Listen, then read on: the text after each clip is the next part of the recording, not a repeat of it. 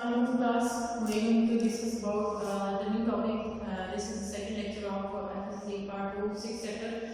और क्लास आज हम देखने लगे हैं कि स्ट्रक्चर ऑफ बैक्टीरिया यानी बैक्टीरिया जिसके डिफरेंट पार्ट्स होते हैं।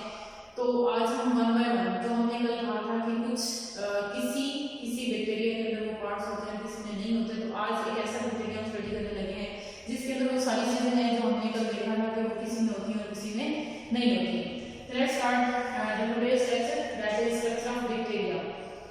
तो क्लास सबसे पहले आपको एक फिगर दिखाई हमने ड्रॉ की है। इसके अंदर जिन स्ट्रक्चर्स को आज हमने डिस्कस करना है उसमें हमें देखना है कि ये फ्लैजेला क्या चीज है।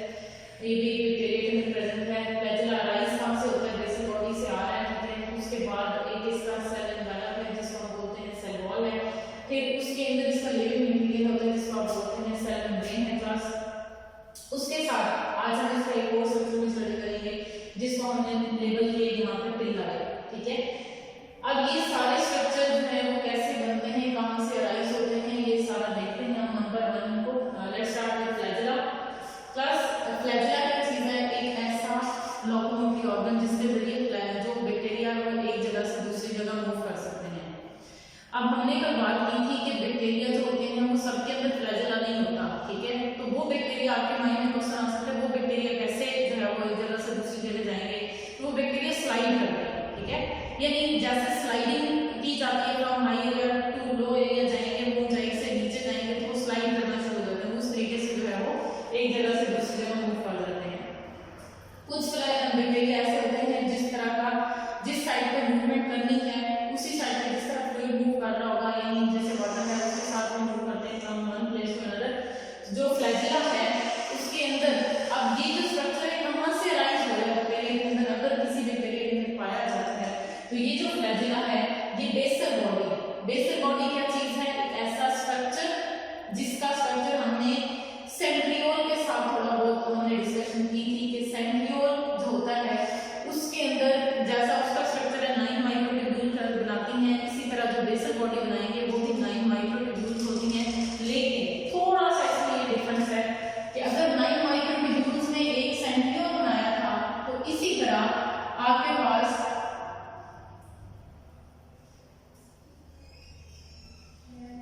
9 माइक्रोट्यूब्यूल्स और in case of flagella 9 microtubule के साथ 2 माइक्रोट्यूब्यूल इनका सेंटर भी होती है। यानी यू कैन से अगर माइक्रोट्यूब्यूल में सेंट्रियोल बनाना है तो 9 चाहिए होती हैं, और अगर आपको फ्लैजेला के अंदर बनानी है बेसल बॉडी बनानी है तो 9 + 2 9 इन द पेरिफेरी और 2 क्या होंगे वो सेंटर में। तो ये बनाएंगे आपके पास basal body that is present just beneath the cell membrane.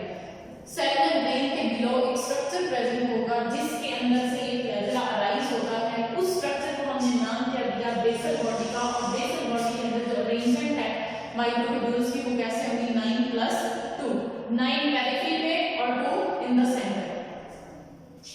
ये जो बेसल बॉडी है यहाँ से ये आपके पास जितनी भी स्ट्रक्चर है ये क्लियर होगा। यहाँ से ये सारी अरेंजमेंट स्टार्ट होगी और एक ऐसी प्रोटीन है जो फ्लैजेला बनाने में इन्वॉल्व होती है, उसको आप बोलते हैं फ्लैजेलिन प्रोटीन। वो मिलके सारे फ्लैजेलिन के यूनिट मिलते जाएंगे और वो क्या बनाएंगे? आपके पास वो प्रोटीन मिलती जाएगी, थ्रेड सा बनेगा जिसको आपने नाम दिया है फ्लैजेला का। अब आ जाते हैं कि फ्लैजेला हमने लोकोमोटिव ऑर्गन भी बोला, फिर फ्लैजेला एक लॉन्ग थ्रेड होता है, ठीक है। एक long thread that is emit from the basal body और उस बेसल बॉडी से निकलता है तो ये हेयर लाइक जैसे आपके बाल होते हैं वैसा एक स्ट्रक्चर होता है लंबा सा थिन सा, वो हेयर होता है। और ओरिजिनेशन इसकी कहाँ से हो रही है? मैंने आपको पहले बोला बेसल बॉडी एक ऐसा स्ट्रक्चर होता है जहाँ से फ्लैजेला बनता है। फ्लैजेला बना किस चीज का होता है? यहाँ पे मैंने यहाँ पे लिखा भी है कि ये फ्लैजेलिन प्रोटीन से जो है वो ये लेके बनता है। इसका काम क्या है? अब स्टार्ट में मैंने आपको बोल दिया दिस इज लोकोमोटिव ऑर्गन, तो definitely it involve in the locomotion mobility. तो बैक्टीरिया ने एक जगह से दूसरी जगह जाना है तो ये फ्लैजेला की वजह से मूव करना है। चाहे उसकी स्टिमुलस है, कोई चीज उसको अपनी तरफ खींचना चाह रही है तो भी उसकी तरफ मूव करेगा, अगर उससे दूर भागना है तो भी ये उस चीज को देख के उससे चला जाएगा। हरकत नहीं उसकी किसकी कंट्रोल में होगी? फ्लैजेला की। दूसरा जो फंक्शन है वो आपके पास है कीमोटैक्सिस। क्लास कीमोटैक्सिस क्या चीज होती है? यानी केमिकल एज अ स्टिमुलस, और स्टिमुलस के टुवर्ड या फिर अवे मूवमेंट को हम बोलते हैं कीमोटैक्सिस। अगर तो फ्लैजिला कोई केमिकल है और उस केमिकल की तरफ जा रहा है, यानी ये बैक्टीरिया फॉर एग्जांपल, और इस बैक्टीरिया ने इस तरफ केमिकल पड़ा हुआ है और इस फ्लैजिला ने इसको जो है वो सेंस किया है, अगर ये बैक्टीरिया उस केमिकल की तरफ चला जाएगा, दिस विल बी पॉजिटिव, ठीक है, यानी टुवर्ड मूवमेंट अगर स्टिमुलस के होगी तो हम पॉजिटिव बोलते हैं, और अगर ये फ्लैजिला इन टर्न यानी अपने आप को जो है वो अपनी डायरेक्शन चेंज कर देगा किसकी वजह से, केमिकल खाने की वजह से, तो ये वहां से टर्न कर देगा, जिसको आप बोलते हैं नेगेटिव कीमोटैक्सिस। तो फ्लैजिला पे दो जगह इन्वॉल्वमेंट हो रही है, एक उसकी मोबिलिटी है, मूवमेंट है, दूसरा उसको केमिकल के बीच अगर उसके केमिकल में ग्रो करना है, ये केमिकल कोई आ गया अगर उस एनवायरनमेंट में उसने नहीं जाना तो उसके अंदर से जो डायरेक्शन उसको देनी है वो भी कौन देगा, इसका फ्लैजिला। फिर आ जाते हैं क्लास सेकंड, जो इसके स्ट्रक्चर प्रेजेंट है, दैट इज पिलाई, ठीक है। पिलाई क्या चीज होते हैं, ये भी थ्रेड लाइक स्ट्रक्चर होते हैं, हेयर लाइक स्ट्रक्चर होते हैं, लेकिन ये आपके पास होलो होते हैं। होलो का मतलब क्या होता है, एक ये पिलाई फॉर एग्जांपल मैंने इस पिलाई को जरा इलाज करके आपको दिखाया है अल्ट्रा स्ट्रक्चर, तो ये पिलाई कुछ आपको ऐसे नजर आएगा, ठीक है, जैसे सिलेंडर होता है बिल्कुल वैसे, दरमियान से बिल्कुल खाली है, ये जो पिलाई है, अब इसका ये इसको हम बोलते हैं दिस इज होलो स्ट्रक्चर, ठीक है, खाली होता है और इसके अंदर कोई हेलिक्स नहीं आता है, कोई बल नहीं आता है, बिल्कुल स्ट्रेट होता है, इसको आप बोलते हैं नॉन हेलिकल। अब ये वाला जो स्ट्रक्चर है ये बनता कैसे है, ये भी आपके पास प्लाज्मा मेम्ब्रेन से ओरिजिनेट हो रहा है, इसके अंदर जो प्रोटीन होगी जो इस स्ट्रक्चर को बनाएगी उस प्रोटीन को आप क्या बोलते हैं, पिलिन। जैसे यहाँ पे फ्लैजिला को बनाने के लिए आपने प्रोटीन यूज की थी फ्लैजिलीन, बिल्कुल स्ट्रक्चर जो पिलाई बनाने के लिए जो यूज होगा कौन सी प्रोटीन होगी, पिलिन। अब ये पिलिन पूरी ये पिलाई जो है पूरी बॉडी पे भी हो सकते हैं, स्पेसिफिक एरिया पे भी हो सकते हैं, ये डिपेंड करता है बैक्टीरिया जो किस नेचर का है। तो अब आ जाते हैं इसके स्ट्रक्चर के बाद इसके फंक्शंस की तरफ, पिलाई के क्या फंक्शन होते हैं। क्लास सबसे पहला फंक्शन इसका क्या है, कॉन्जुगेशन। कॉन्जुगेशन क्या होती है, सम काइंड बैक्टीरिया क्या करते हैं, बाइंडिंग फिशन के अलावा यानी खुद को अपने दो हिस्सों में डिवाइड करने के अलावा क्या करते हैं, ये प्रेफर करते हैं कि अपना जो डीएनए है वो उसको एक्सचेंज करें।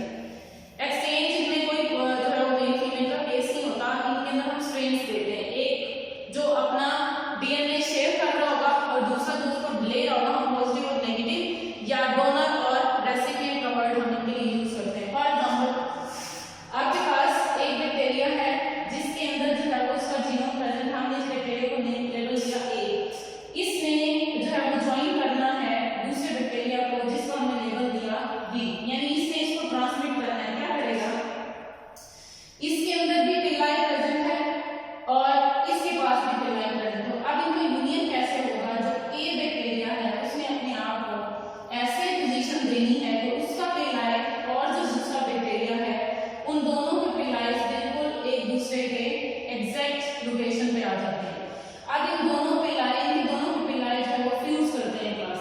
अब यहाँ से जिसने डीएनए देना था उसने अपना डीएनए शेयर करना है, वो कैसे करेगा कि यहाँ से ये डीएनए ट्रांसफर होता हुआ इस पिलाई के अंदर से, यानी ये एक रोड मैप है, ठीक है, ये इसको रास्ता दे रहा है, पिलाई होलो इसलिए होते हैं ताकि वहां से कोई भी चीज ट्रांसफर हो सके, ये इसके अंदर जो है वो अपना डीएनए ट्रांसमिट कर देता है। This is conjugation, somewhat this is sexual, ठीक है, लेकिन ये नहीं है कि सिर्फ सेक्सुअल इसलिए नहीं क्योंकि इसमें सेक्सेस नहीं होते, हम इसको सिर्फ इस वजह से कि वैसे अपना जो है वो डीएनए एक दूसरे के साथ चेंज किया है, तो हम इस प्रोसेस को क्या बोलते हैं, कॉन्जुगेशन।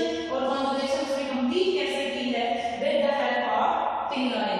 और जो पिलाई इस चीज के अंदर इन्वॉल्व होते हैं क्लास, हम उनको नाम देते हैं सेक्स पिलाई, ठीक है, जो इन्वॉल्व हो गए उसके जेनेटिक मटेरियल को चेंज करने के लिए। अब आ जाते हैं दूसरे नंबर पे, जो दूसरा इसका फंक्शन है पिलाई का, वो क्या है, अटैचमेंट। कैसे अटैचमेंट की, फॉर एग्जांपल आपके पास एक जो है वो एक स्टोन है, ठीक है, स्टोन पड़े हैं, अगर किसी भी बैक्टीरिया ने किसी पार्ट के साथ जो है वो अगर किसी अपने आप को इसके साथ फिक्स करना है तो जो पिलाई इसमें इसके पास होंगे उनके जरिए इस पोजीशन के साथ जो सबस्ट्रेट के साथ अटैच रहेगा।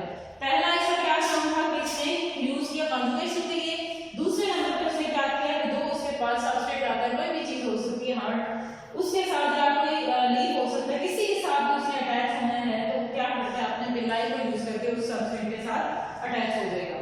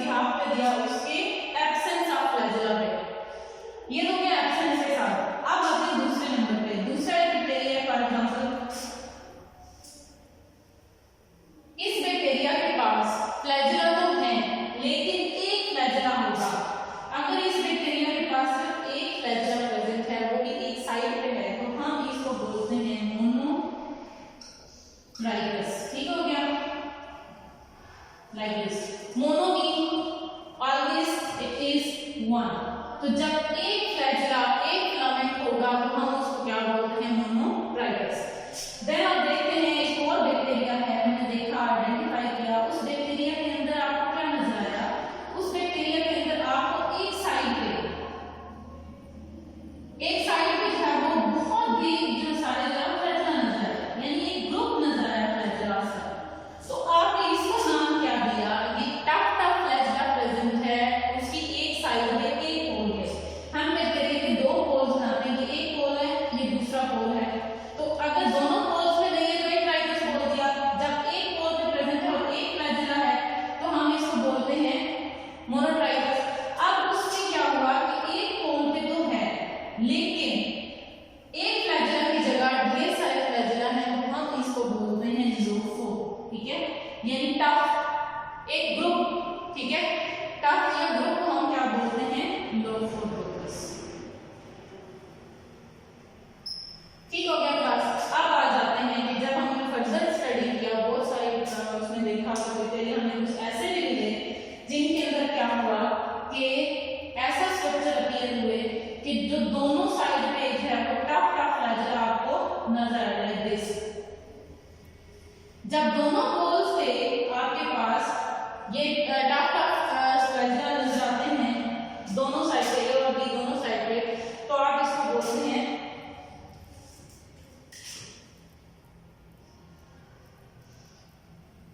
इसको आप बोलते हैं टफ फ्लैजेला लोफोट्राइकस एम्फीट्राइकस। ठीक है, यानी जब आपके पास दोनों साइड पे होंगे। समटाइम कुछ बैक्टीरिया ऐसे भी होते हैं फ्लैजेला की बेस पे हम इनको एक नाम देते हैं जो आपके पास ऐसे है कि फॉर एग्जांपल इन बैक्टीरिया को हम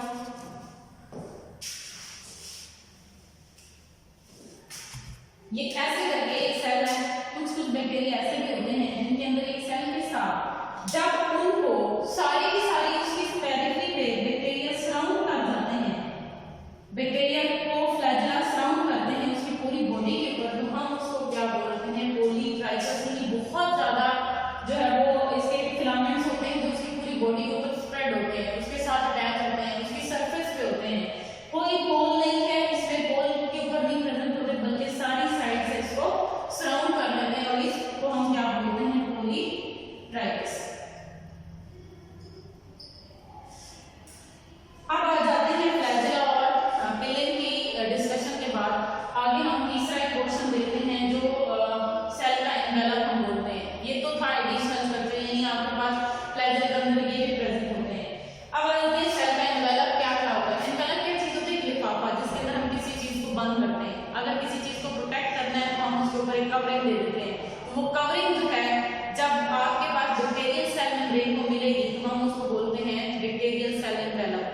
That is based on capsule, slime, cell wall. Capsule, slime और तीसरे नंबर पे हम बोलते हैं सेल वॉल। ये तीनों चीजें मिलकर आपके पास क्या बनाती हैं, सेल एनवेलप। क्लास ये बात याद रखिएगा, ये भी सारे बैक्टीरिया के अंदर नहीं होता, ये भी नहीं होता सारे बैक्टीरिया में, कुछ में कैप्सूल होगा, कुछ में स्लाइम होगा, कुछ में स्लाइम होगा, कुछ में कैप्सूल होगा। जो सेल वॉल है ये तकरीबन सारे बैक्टीरिया के अंदर होती है। समटाइम ये भी सीन होता है कि बैक्टीरिया अगर हार्श एनवायरनमेंट में रह रहा है तो फिर ये तीनों जो है वो एक बैक्टीरिया का एनवेलप बना रहे होते हैं। तीनों इकट्ठे भी हो सकते हैं, वन बाय वन अलग अलग भी हो सकता है। तो आज हम टिपिकल बैक्टीरिया जिसमें सब कुछ है हम उसको स्टडी कर रहे हैं। तो आज देखते हैं कि कैप्सूल क्या चीज होती है, स्लाइम क्या होता है, सेल वॉल क्या होता है। तो कैप्सूल एक टाइटली बाउंड स्ट्रक्चर है, बना किस चीज से होता है, पॉलीसैकेराइड से और प्रोटीन से। जब आपके पास पॉलीसैकेराइड और प्रोटीन मिलेंगे तो एक स्ट्रक्चर बनता है जिसने सेल वॉल के साथ कनेक्शन बनाना है, बहुत ही टाइट स्ट्रक्चर बनाएगा, कनेक्शन बनाएगा, उसको हम नाम क्या देते हैं, कैप्सूल का। देन आपके पास अब ये कैप्सूल का होना क्या जरूरी है, इसका क्या फंक्शन होगा। कैप्सूल के अंदर अल्लाह ताला ने ये नेचर रखी है कि वो स्टिक करता है, गम लाइक स्ट्रक्चर होता है। जब भी बैक्टीरिया ने अपने आप को किसी चीज के साथ लगाना है तो वो इस कैप्सूल को यूज करता है जो किस चीज से बना हुआ है, पॉलीसैकेराइड और प्रोटीन से मिलकर बनता है। अब स्टिकिंग नेचर का मतलब क्या है, जब एक बैक्टीरिया है, ये एक बैक्टीरिया है, इसने दूसरे बैक्टीरिया